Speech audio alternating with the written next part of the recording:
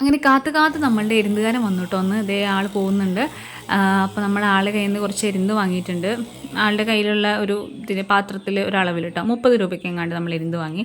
അപ്പോൾ നമുക്ക് എരുന്ത് കറിയാണ് ഉച്ചത്തേക്ക് നമുക്ക് ഉണ്ടാക്കുന്നത്. അപ്പോൾ നമുക്ക് ഉണ്ടാക്കി നോക്കാം. അപ്പോൾ നമ്മൾ എരുന്ത് അവിടെ കഴുകാൻ വെള്ളം ഒഴിച്ച് വെച്ചിട്ടുണ്ട്. അപ്പോഴേക്കും നമുക്ക് എന്ത് ചെയ്യാം, കറീൻ്റെ സ്റ്റാർട്ട് ചെയ്യാം. മൺചട്ടി അടുപ്പത്ത് വെച്ചു. അതിൽ നമുക്ക് ആവശ്യത്തിന് വേണ്ട മുളക് പൊടി, മഞ്ഞൾപ്പൊടി, മല്ലിപ്പൊടി നമ്മൾ ഇട്ടിട്ട് കുറച്ച് വെള്ളം ഒഴിക്കുക കേട്ടോ. അപ്പോഴേക്കും അരപ്പ് റെഡിയാക്കണം. അരപ്പ് റെഡിയാക്കാൻ വേണ്ടിയിട്ട് തേങ്ങയും അതുപോലെ വെളുത്തുള്ളി അതുപോലെ തന്നെ ചെറിയ ജീരകം ഇത് ജസ്റ്റ് ഒന്ന് നന്നായിട്ട് പേസ്റ്റ് പോലെ അരച്ചെടുത്തിട്ട് നമ്മൾ നേരത്തെ ഒഴിച്ച് വെച്ച വെള്ളത്തിലേക്ക് എന്ത് ചെയ്യുക, ആഡ് ചെയ്ത് കൊടുക്കുക. നല്ലോണം തിള വരുന്ന സമയത്ത് നമ്മളവിടെ കഴുകാൻ വെച്ചിരിക്കുന്ന എരുന്തെടുത്ത് നല്ലോണം കഴുകി അതിൽ നിന്ന് എന്ത് ചെയ്യുക, എരുന്തെടുത്തിട്ട് നമ്മളുടെ ഈ നമ്മളെ ഇതുണ്ടല്ലോ അരപ്പൊഴിച്ച് വെച്ചിട്ടുള്ള നമ്മുടെ ചട്ടിയിലോട്ടേക്ക് ഇടുക. അത് അങ്ങനെ തന്നെ ഇങ്ങനെ തന്നെയാണ് ഞങ്ങളുടെ നാട്ടിലൊക്കെ ഇടാറുള്ളത്. ചില നാട്ടിൽ എനിക്ക് തോന്നുന്നു അതിൻ്റെ ഉള്ളിൽ നിന്ന് കാമ്പ് എടുത്തിട്ട് ആദ്യം വേവിച്ചതിൻ്റെ കാമ്പെടുത്ത് മാത്രം സ്പെഷ്യലായിട്ട് കറി ഉണ്ടാക്കുകയാണ് തോന്നുന്നു. പക്ഷേ ഞങ്ങളുടെ നാട്ടിലുണ്ടാക്കാറ്, എൻ്റെ വീട്ടിലും അതുപോലെ ഞാൻ കഴിച്ചിട്ടുള്ളതൊക്കെ ഇതുപോലെ എരുന്ത് അതേപോലെ തന്നെ നമ്മൾ കറിയിലോട്ടേക്ക് ഇട്ടിട്ടാണ് ഉണ്ടാക്കുന്നത് കേട്ടോ. ഇതിന് ഭയങ്കര ടേസ്റ്റാണ്.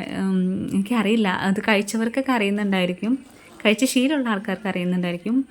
കിഡിലൻ ടേസ്റ്റാണ്. ചോറിൻ്റെ കൂടെയൊക്കെ ഉണ്ടല്ലോ, ഒരു രക്ഷയില്ലാത്ത കോമ്പിനേഷനാണ്. പണ്ടൊക്കെ എൻ്റെ അമ്മയുടെ വീട്ടിലേക്കൊക്കെ വരുന്നത് ഞാൻ ഇത് കഴിക്കാനൊക്കെ വേണ്ടിയായിരുന്നു, ഇത് കക്കൊക്കെ കഴിക്കാൻ വേണ്ടിയിട്ടാട്ടോ. അത് കാരണം ഈ ഒരു ഭാഗത്ത് മാത്രമേ അത് കിട്ടുന്നുണ്ടായിരുന്നത് എരുന്തൊക്കെ. ഇപ്പോൾ പിന്നെ ഇവിടെ വീട്ടിലൊക്കെ വരുന്നുണ്ട്. അപ്പോൾ നമ്മളെപ്പോഴും ശ്രദ്ധിക്കുന്ന കാര്യം, എരുന്ത് ഇട്ടിട്ട് എരുന്ത് ഇങ്ങനെ അത് ഓപ്പൺ ആവും. ഷെല്ല് ഓപ്പൺ ആയി കഴിഞ്ഞതിന് ശേഷം മാത്രമാണ് ഉപ്പിടാറുള്ളത് കേട്ടോ. അവിടെ നല്ലോണം തിളപ്പിക്കുക. നല്ലോണം നല്ലോണം വരണം. അതിൻ്റെ ഉള്ളിലത്തെ ആ ഒരു ഫ്ലഷ്, എരുന്നിൻ്റെ ഫ്ലഷ് നല്ലോണം വേവണം കേട്ടോ. പെട്ടെന്ന് വേവും, ഒരുപാട് സമയമൊന്നും എടുക്കത്തില്ല. അപ്പോൾ അതേ നമ്മൾ നല്ലോണം തിളച്ച് വന്നു, നല്ലോണം വെന്തപ്പം നമ്മളതെടുത്ത് മാറ്റി വെച്ചു. ചട്ടി വേറെ അടുപ്പത്തോട്ട് വെച്ചു.